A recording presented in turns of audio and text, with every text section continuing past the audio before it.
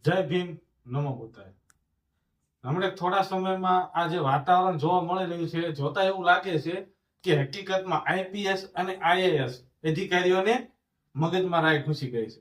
પહેલા રાજકુમાર પાંડ્યન દ્વારા એવું વર્તન કરવામાં આવ્યું, ત્યારબાદ કલેક્ટર નેહા કુમારી દુબે દ્વારા પણ એવું જ વર્તન કરવામાં આવ્યું. જાહેરમાં ચપ્પલથી મારવાની વાત કરી અને દલિત સમુદાય દ્વારા એટ્રોસિટીના જે કાંઈ કેસો કરવામાં આવે છે તે 90% ખોટા છે એવું પણ જાહેરમાં કહેવામાં આવ્યું. ત્યારબાદ આ સમગ્ર ઘટનાનો વિડીયો વાયરલ થયો.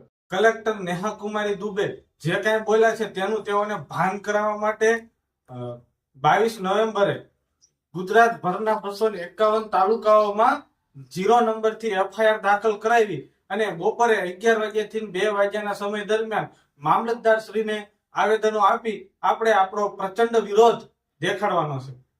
જય ભીમ, નમો બુદ્ધાય.